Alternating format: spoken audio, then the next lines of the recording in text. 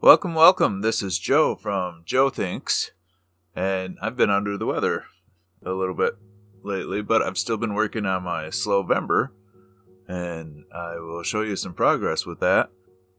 The last video ended with some of the thumbnails and then the giant picture of the vampires coming up from beneath the battle scene in the underground cavern. This time around, I apparently lost some of the footage, or it just didn't record, or I'm not really sure what happened, but the creation of that didn't get recorded, but coloring it did, so that's definitely going to be in there. And I started working on more concept art. I wanted to get kind of a bigger area feel, and I used the selector tricks to kind of make a cityscape, because I had a dream, and I woke up and told my wife about it, that we were old people, and our daughter was done with school and she was moving to Washington, D.C., and we were moving to Maryland as well. And we got there and stuff, and my dream ended abruptly when a colossal dragon could be seen off in the distance, and no one treated it like it was weird. So that kind of inspired me to make the larger picture that is in the video for this week. So that inspired me to make a piece of art, and I decided to make that a part of my Slowvember practices. And I also started putting in some color into each of the thumbnails, and as they evolve, I'm sure the colors may or may not change or evolve. Now you might be asking yourself, why Buffy the Vampire Slayer, Joe? Why? And I can put it to you in a very simple light, and it's that we need strong female characters in everything today. We need strong moral characters in everything today, especially in the political world that we live in. And for me, Buffy came out around a time when I became aware of it, that like female-driven, like supernatural drama and stuff like Charmed and things like that was coming out. I was aware of it, I just wouldn't yet watch it with intent to care about it. I guess if it was on, it would be something that we would watch.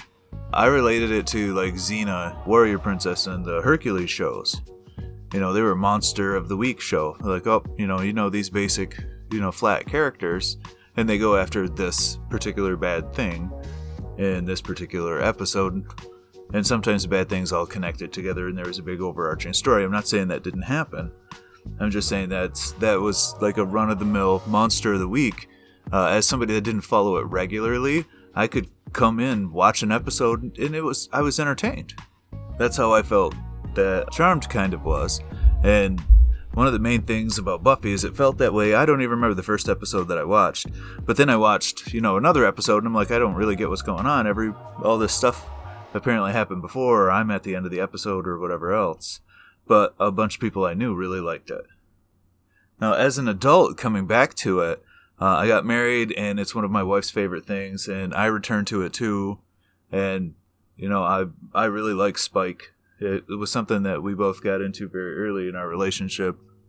When I was very young. We've been together a very long time. And what's cool is I actually dressed up as Spike for Halloween once. It was the only time I dyed my hair blonde. I think I looked pretty good. But specifically Buffy, because, again, I watch these things on TV, like Katie Hill resigning from Congress. A congresswoman resigned because she had inappropriate relations with somebody in her campaign team or something similar to that. And we have all of these extremely morally questionable people already in Congress, especially the one that sits above them. And I see that as an injustice. That is more proof that there's definitely still a humongous amount of inequality between the genders. And now the generation to come, those that are, we are yielding right now, they're even more confused about their genders, and they're going to, unfortunately, hit a more complicated time. Everybody's like, oh, well, this trans thing and all this other stuff. I mean, that Katie Hill, I think she was bi. I'm not really sure about that, but I think I remember reading that somewhere. We have to stop resisting change. and we have to accommodate for it, but that doesn't mean that we have to reinvent everything. We need to invent a system that accommodates change. I mean, you don't need any more evidence of the divide between genders, for gender inequality. Look at the way that Emma Watson was treated. When, they asked her, they're like, we never see you with anybody. And she was like, oh, I'm self-partnering. And everybody made fun of her for it. I'm like, that's not okay. As an IT guy, I have had the privilege of going to many different places. And I went to this extremely successful lady's house. And I couldn't help but notice the absence of family pictures. Like, there were pictures of her and her sister and her mom and her dad. But, she never got married. She never had any kids. And when I first encountered that, I was like, wow, I've been in a lot of people's houses fixing a lot of different things. And I had never really been in that specific situation before. And then, of course, I looked it up thanks to the good old internet. And various studies suggest that people that choose to be single are happier overall throughout the end of their life. And I kind of saw that. I mean, this particular lady went to Disney World every single year. She specifically sought out a world-renowned author and befriended her. And has pictures of her and their various adventures. I mean, she seems to have lived a full life.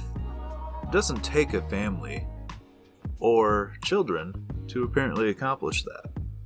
But society says that the woman must do that, without respecting that everyone is on their own walk in life. In reality, who are any of us to judge anyone that we do not directly influence? Hey, if you like this, please hit the like button and let me know, and I'll keep making stuff like this.